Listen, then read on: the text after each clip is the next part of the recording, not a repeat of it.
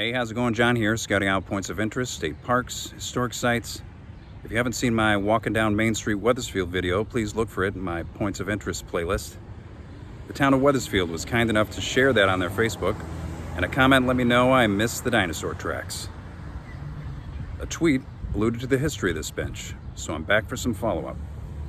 It's the Wethersfield Historic District. Brownstone bench, bingo. So let's start with the dinosaur tracks. I had asked for help. Only one, possibly two, are still visible out of the three.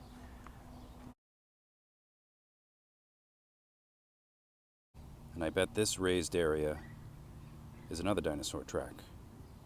I was looking first for imprints, but what happens is a dinosaur leaves a track, gets filled with sediment, that hardens. So this stone would have been facing the other way. It's upside down.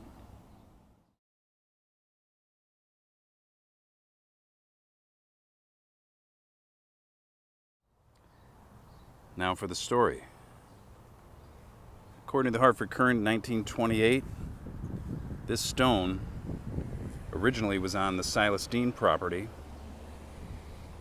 and then was moved in 1844 to the Deming-Standish property.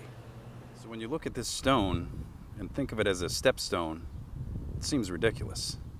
This stone is huge, but it's a possibility. I cut a rope to length so we can compare to the buildings on Main Street. It's less than a half mile, past some beautiful colonial buildings and other interesting architecture.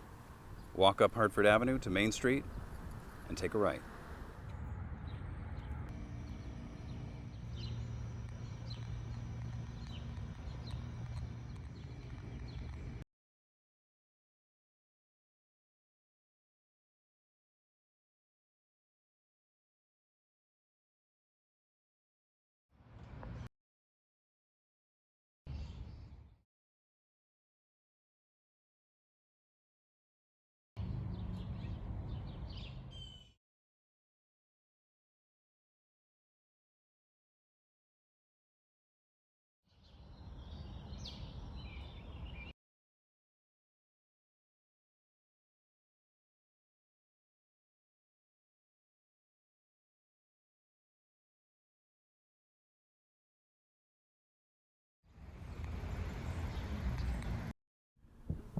So I'm on Main Street, and there's the rope.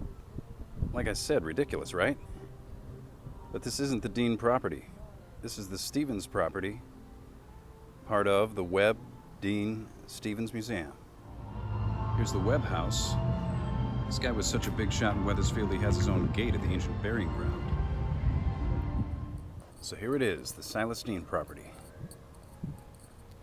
First thing you notice, the bottom step is a slightly different color the rest of the steps.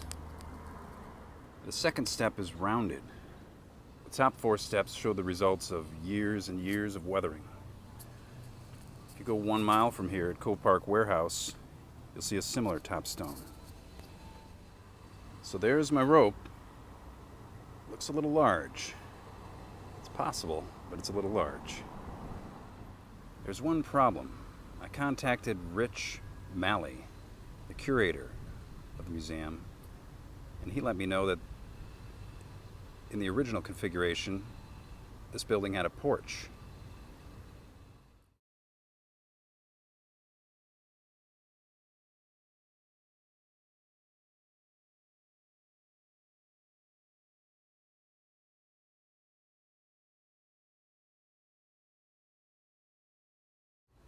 It looks like in that configuration with a porch, the four top stones were moved out and the rounded stones served as the base.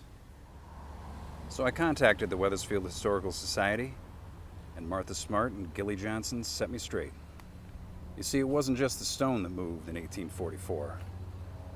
That stone and the building it stood in front of, Silas Deane's office, moved from this location just up the street to the Deming-Standish House.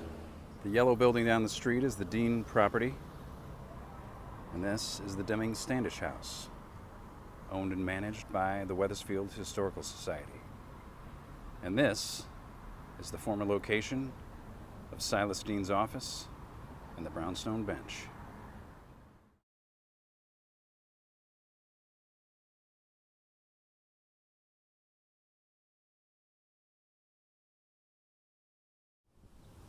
Thanks for sticking around at the end of the video. Please subscribe.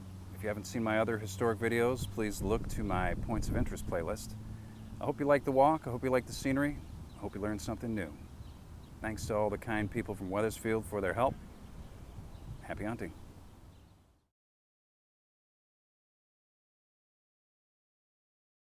Brownstone bench is very hot in the sun. Come on a cool day. So when it comes to the dinosaur tracks, it's not like Silas Deane was saying, hey, check out my stone with the dinosaur tracks. The buildings were built in the 1760s.